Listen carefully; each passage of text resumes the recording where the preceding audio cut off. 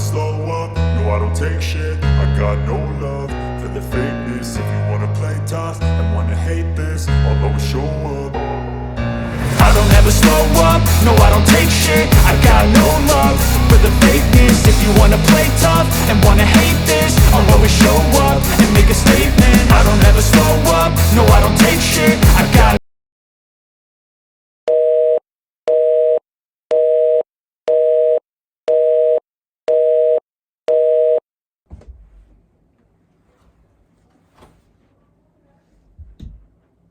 Hey, buddy.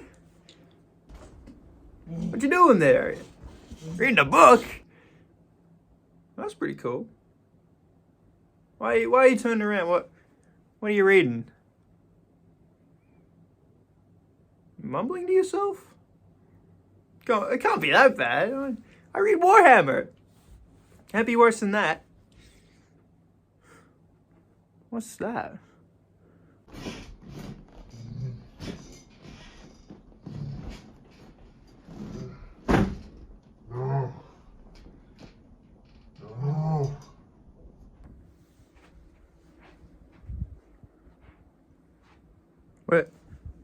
What are you reading?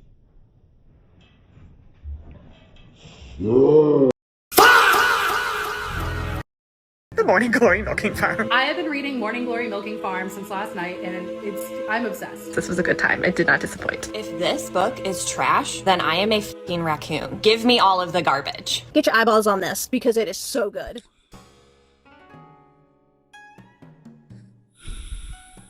No. I might be pro-life and pro-existence. I don't believe the world deserves any more second chances. This is a step too far. God has been strayed away from too much. The path is lost. You know, you get the image where, oh, there's two paths. One road leads this way, one road leads that way, and there's a big forest in the middle. Well, apparently the modernist society we've crafted, beautifully, might I ask. Well, we've somehow managed to manifest this. This is not a good time to be literate, labels and grabbles. There are questions I have, and we're going to answer them today because I'm deeply disturbed. This sort of shit doesn't fly with men. You wanna know why? Because men bully them.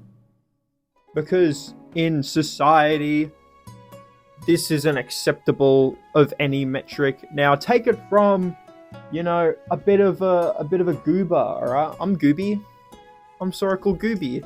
And I read Warhammer, I read Halo, I read, historical lore of our real world, World War One, World War Two. I'm into that type of shit. Guns, explosions. But the main thing I'm trying to preface is, among my literary activities outside of other things, it's imaginary, it's fictional, I get it. There are no real 7-foot tall Master Chiefs running around. There are no super soldiers in the 40k universe running around. They're not real. They're male fantasies projected into movies, literature, etc. It's not real, but I enjoy being a consumer of said content.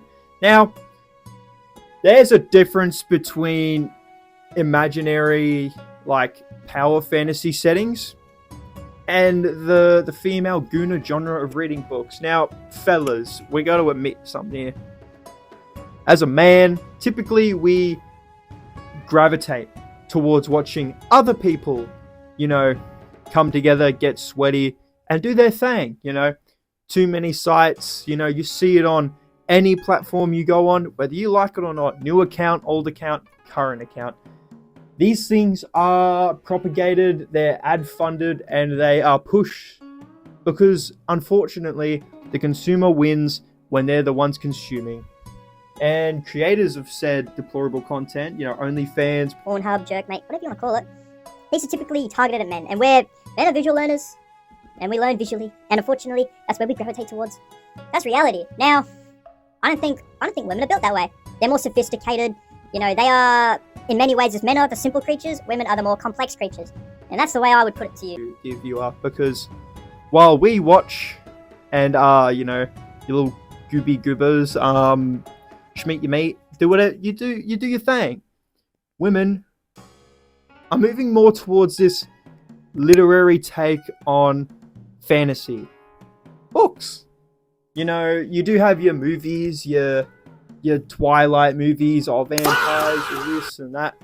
Why, oh dear Label and Grable, do we now have books? Books, and I don't mean a book, I mean books. This is a genre, a gooner genre. And oh my gosh, oh my globby lobby. Well, we're diving into it today, but it's not good. Would this have been a thing 60 years ago? I know the internet's effect on men wouldn't have been, you know. You might have had your Playboy magazines, you know, but let's not pretend like women, because they're targeted at women, them reading these sorts of books aren't the same as like a man reading a Playboy magazine. You know, my stance isn't saying this is unacceptable. I understand. We're all human. We're all goobers. But you also got to understand, you can't take the stance of, oh, it's actually a fun read. Oh, it's an exploration of the fantasy of love and crafting. Well, by the end of this video, you're gonna understand that. Holy baloney. It's like me reading a Playboy magazine, getting caught and go, oh, I was just there to understand the brand new titles and fonts they're using. I'm actually really interested in how they portray the stories and outfits instead of, well, you know. But who owns those things in the modern era? Why are we going back to physical content? Why? Well, these aren't products you can't, like, you have to go on the dark web. Weirdcontent.org. The Silk Road. No. These things are on Amazon! What the hell? Kids have access to Amazon. You don't have to verify your age when buying these books. Dear Lord, I can't buy anything I want on Amazon, but apparently weird gooners can buy books about just book porn. It's the only way you can really describe it. And I'm scared.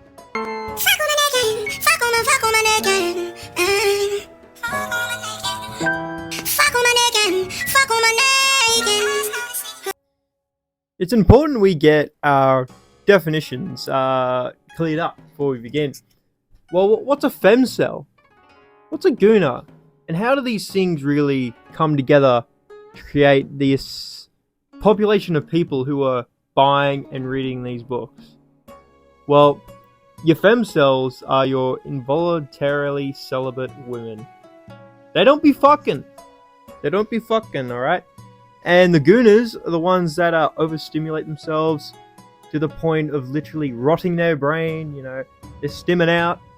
There's nothing left. They're just lying down like, oh, because they've just given all their brain cells to their hedonistic pleasures. Now you combine these two, a femcel and a gooner, and you get a femcel gooner. Like it's a crazy. I know, you just put them together, and what you get with this female gooner is it's very different to, you know, your typical let's say male gooner, because a femcel gooner is far less apologetic for the self-indulgence of said material. You know, I get it, guys all the time, you know, we be sharing the weirdest shit. Oh, did you see that new video? Mia Khalifa, oh, this and that. It's pretty rare, and oftentimes it's careful territory, my friends. You know, you could be like, yeah, I guess I've seen that, or you can be like, shut up, dickhead, get back to work. You know, this is very different with the female gooners and their books. You know, romance novels are nothing new. They've been published, especially in America. The New York Times published the first ever romance novel in the 1960s. And since that time, typically these genres, these romance genres, these books, these stories about young women or young men coming together doing the freak, you know. They're targeted at women. Because men don't read this shit. We watch videos, we talked about this. Now, what do you get? What do you get when women read books? Well, you're gonna get some weird... You're gonna get some different takes. You see, men are typically very closed off. We share our own shit. Very close parties, or we don't share at all. The shit you're into should really be what you're into. You should know, no one else should know. And the problem with these female gooners, these record women, they be sharing this shit. Now I got this new book. You know, no one wants to know what gets your socks off, mate. Like, no one cares. But for some reason, they feel very comfortable and very outwardly when it comes to sharing their new interest. This is one of many books. I'm gonna edit that in. I hope.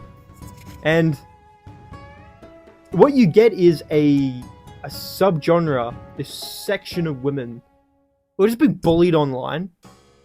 Because it's the exact same thing with, like, men, especially with, like, let's say anime, for example. You know, anime fans, weeaboo fans. You don't think the average person looks at, like, oh, I'm a weeaboo, ooh. Oh, I like my otaku woman, wow. Like, frick you, dude. You're weird and cringe. And then you just bully them. And I think women are starting to go a bit, some women are starting to go a bit crazy when it comes to this, because they feel very comfortable sharing this stuff, sharing it with their partners, sharing it with their friends, reviews on TikTok. It's called Book Talk. Book Talk's very big. It's been big the last, like, 12 months. And it's still pumping out absolute garbage like this. You know, I'm not the only one to make a video on this. You know, as massive as I am, you really need to look at why are they okay with this, and why are they getting so mad when they're being made fun of? Because it's funny. How are you comfortable telling people you read this shit?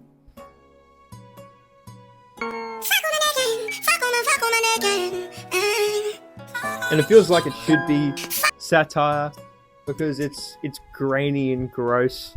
I mean, the whole aesthetic of the gooner TikTok movement is just all around depraved, isn't it? Just sad. It's like the whole message is screaming like, I hate the sun because it reminds me I have to get up every day. That doesn't scream cool. It just screams sad. It screams, I have vitamin D deficiency, you fucking bitch. Because who thinks this is okay? There are people out there, losers. We're all a little bit of a loser inside. Some are bigger than others. But you don't push that outwardly. You don't let the world know. You keep the demons caged. Or in your case, they're the wolves. Woo! Listen. Something needs to change here. Because Gen Z has allowed this to be propagated and explode. During COVID in 2022, we had a lot of downtime. I'll give you that. We had a lot of sitting at home. And what do? We went on Google. We ended up watching other creators, people becoming far more outwardly, far more expressive and open. Communities flourished under this pretty sad, depressive, anxiety-ridden time. And what was born from it? Book Talk was born from it. Groups of these people, individuals, mostly women, coming together to share their gooner books. Woo! They rate these books on what they proclaim as spice levels. Oh, how spicy is the book? Now, my labels and grabbles, I'm not talking Mexican spice. No, not itchy bum spice. This is, sexual appeal spice. And whatever really gets their gears grinded. You know, I wish I could go deeper into this topic. Not because of time constraints, but because of mental ones. My search history cannot be undone. You know, the rabbit hole is deep on this one, and I decided to coast around near the top. Because at least when I jump out, I can see where the exit is. I can see why some people spiral in this. Sort of relating into, oh, I'm depressed. I'm so sad. I kind of hate my generation, bro. Like, everyone's depressed. Everyone's sad. I wish everyone in my generation was like, we got no problems, we're killing it. We're destroying the world in like a good way. Not in the way that like boomers and millennials be like, you stuffed it all up, you 12-year-olds. I don't think they're really like that, but it's kind of the perception. You speak to young people, that's how they feel. And as a young person, I feel that the people really involved in this are not young people. These are not your 12-year-olds, 16-year-olds, hell, not even 18-year-olds reading these books. These are older women. Why? Because I feel like there's a social adaptability that's missing from them. You know, because they don't understand that the internet is forever. Now that's okay. That doesn't really matter. But people are going to see what you post. Be proud of what you post, and don't be afraid of what really comes about it. You know, you don't have to be happy about backlash. About, ooh, no one liked what I posted. When you post, I'll be getting my socks off to the, you know, the Wendigoon monster for my new book. Ew! No! Don't show that shit. Especially not on TikTok, a children's app. You know, TikTok is not aimed at adults. It's aimed at kids. It's aimed at teenagers. We gotta really settle down, because honestly, everyone thinks they're like, oh, I'm depressed. Ooh. Oh, I'm main character depressed. Oh, it's kind of like, I want to be depressed now. Look at me. I hate you with all my heart. And Gen Z sort of allows this to continue and to happen, and we're generally the ones pushing it, because we're all like mentally mushed at the moment, and part of that mushy brain mentality are these book gooners, and their aesthetic for it is, oh, it's empowering and strong. I love reading my new book. What do you think? What do you think about my new book? And they're being harassed online pretty horrendously in some posts. I'm not saying they don't deserve it. You know, that's how social proclivities even exist anyways. Why don't we see people running around naked in the streets? Mainly not because they would get arrested, but because they would just be outcasted from society. No one's going to buy things from you. No one's going to want to talk to you. And as a social creature, you eventually have to just adapt or die. You know, this is why people who are lonely feel so depressed and sad. You have no friends, family, anyone to talk to. Even if you are projecting online, you go online, that's all you do, you interact with people online. You eventually just become a mess. As a social creature, unless your behaviors change, your mentality degrades. So, these people online have been sort of curated. Oh, you can't get backlash. You're a protected species. No one's protected, and the internet is forever, and it's undefeated. A lot of these people have been receiving backlash, have been taking down their videos, revising them, even like just unlisting them from their own accounts, because they can't handle it. Because people aren't out for you for blood, they're just defending what they think is normal. If I went online and I told you about my favorite Playboy magazine, I would hope I would get too. The hot take, I know. But I think you've got a cold brain if you disagree.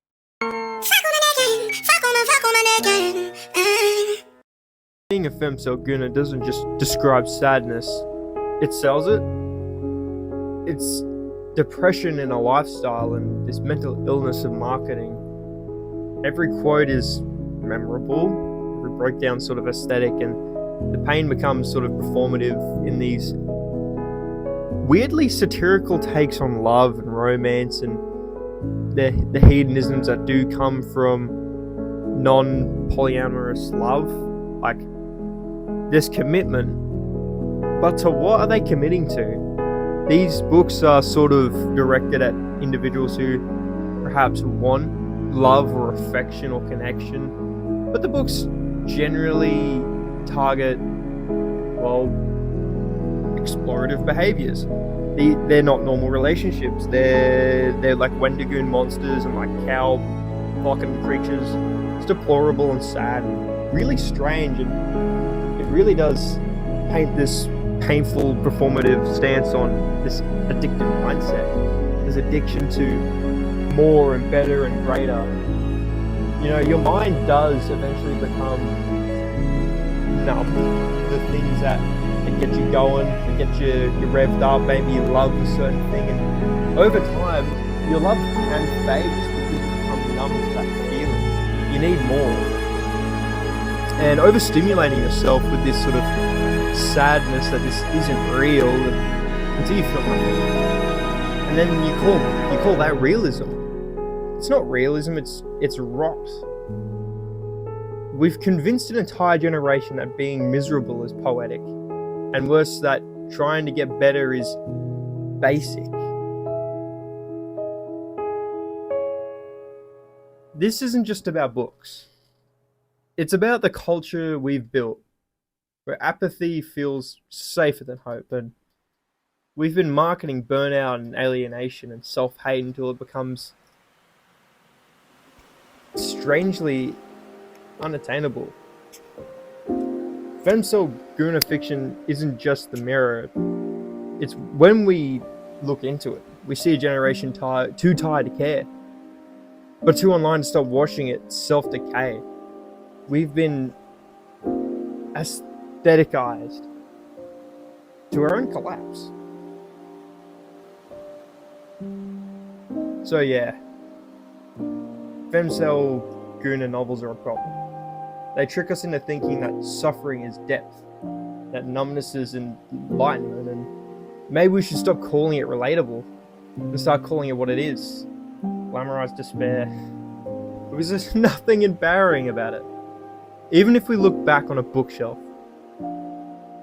even when we look at the millions of books read and authored by many people we'll never ever meet, I'm a part of the camp that wants to stay away from the ones picking up the gooner books. Dark